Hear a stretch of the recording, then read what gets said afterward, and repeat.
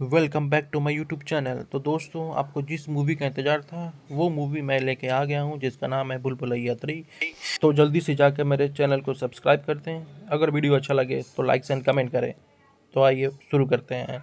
Film की शुरुआत में दिखाया जाता है रूहान रूह बाबा उर्फ कार्तिक आर्यन को, जो लोगों को लूटने में लगे हुए हैं, ये दावा करते हुए कि वह एक भूत भगाने वाले हैं।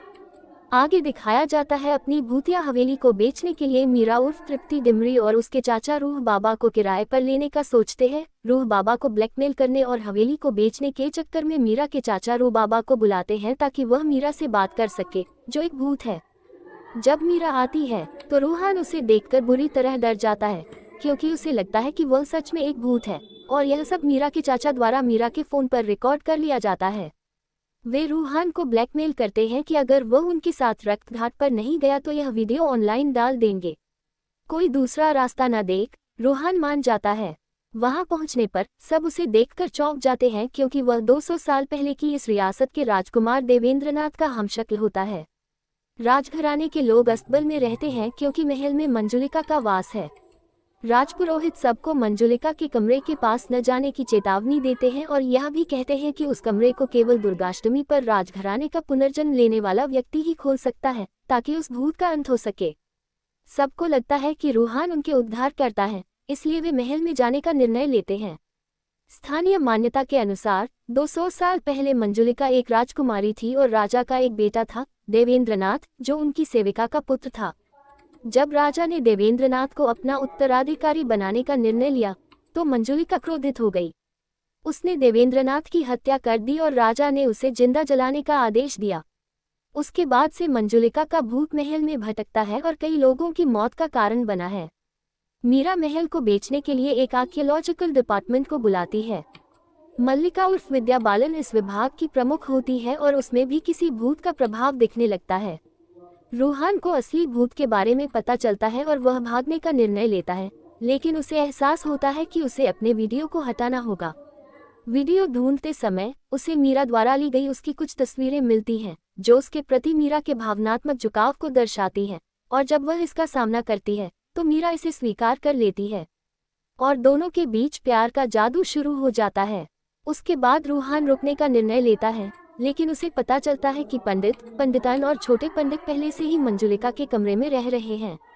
ये पता चलता है कि ये तीनों लोग जानबूझकर सबको डराने का प्रयास कर रहे थे ताकि वे वहां आराम से रह सकें।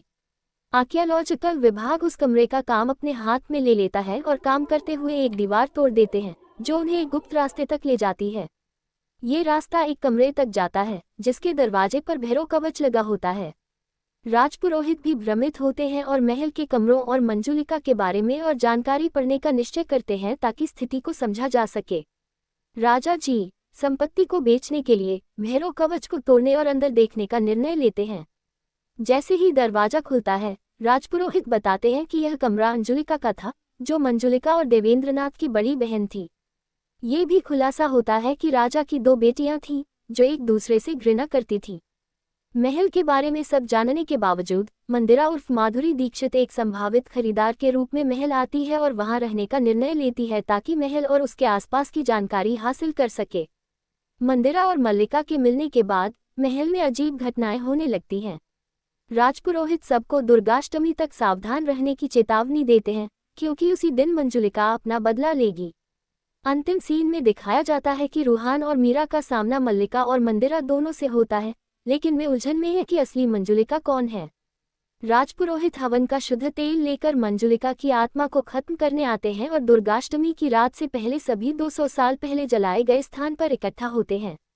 रूहान चालाकी से मल्लिका और मंदिरा के अंदर मौजूद आत्मा से छुटकारा दिलाता है और फिर पता चलता है कि भूत वास्तव में देवेंद्रनाथ का था, जो अपने नित्य प्रेम और पुरुष शरीर से नफरत करने के कारण 200 साल पहले जला दिया गया था।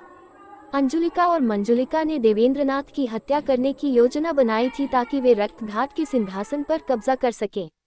देवेंद्रनाथ ने सभी घटनाओं की योजना बनाई थी और मल्लिका और मंदिरा के शरीर में प्रवेश किया था, क्योंकि वे उनकी बहनों का पुनर्जन्म थी।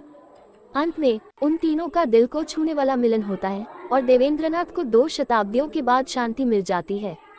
और ये फिल्म खत्म हो जाती है। दोस्तों, आपको यह वीडियो कैसा लगा कमेंट करें और जाते जाते मेरे चैनल को लाइक करें और सब्सक्राइब करें। मेरा वीडियो देखने के लिए धन्यवाद।